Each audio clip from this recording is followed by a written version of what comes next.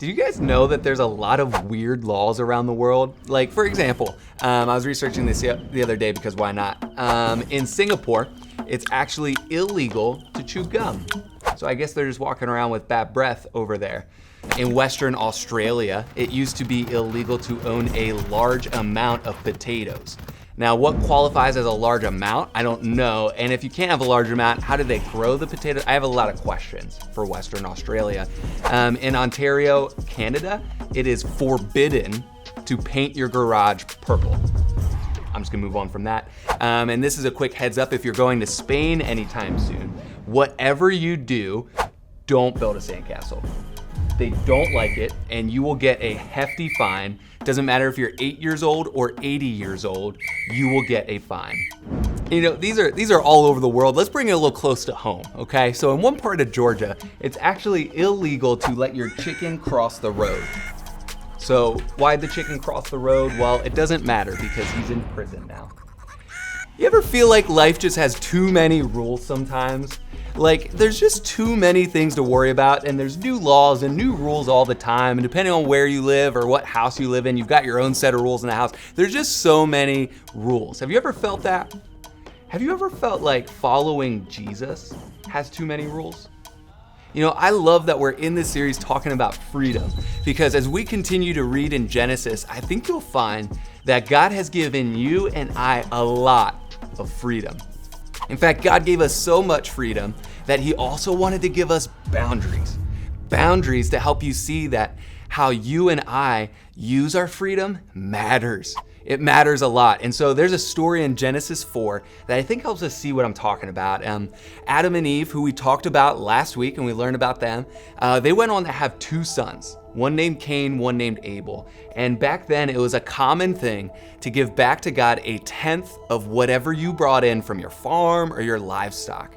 And so on an ordinary day, Cain and Abel are giving back to God a tenth of what they brought in. That's what they did every day. But something out of the ordinary happened. You see, we're told that God, he was super stoked about what Abel offered, and he accepted it with a nice attaboy, way to go. But meanwhile, God did not accept what Cain had to offer. And now there's all kinds of ideas and theories and guesses about why God accepted one and not the other, but what you need to know is that Cain was ticked. He was miffed. He was jealous. He was angry. And he was disappointed. And so God sees this, and we're told in Genesis chapter 4, verses 6 through 7, that God says this. He says to Cain, "Why are you so angry?" The Lord asked Cain, "Why do you look so dejected? You will be accepted if you do what is right. But if you refuse to do what is right, then watch out. Sin is crouching at the door, eager to control you, but you must subdue it and be its master." Now, hearing God talk about doing what is right and sin is waiting to get you, that might sound like a God who only cares about the rules. But hear me. He's not giving Cain a rule. He's giving him a warning.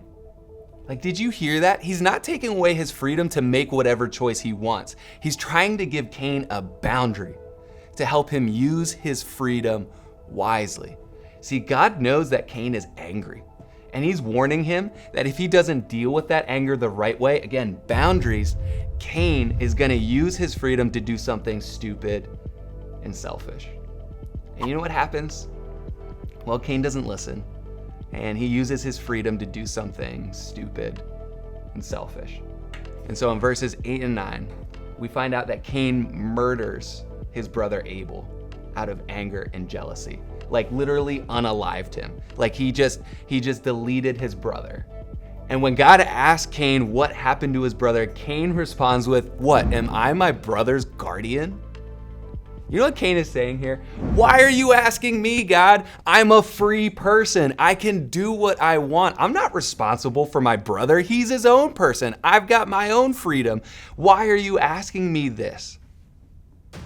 But God wanted Cain to realize that he actually is responsible for his brother.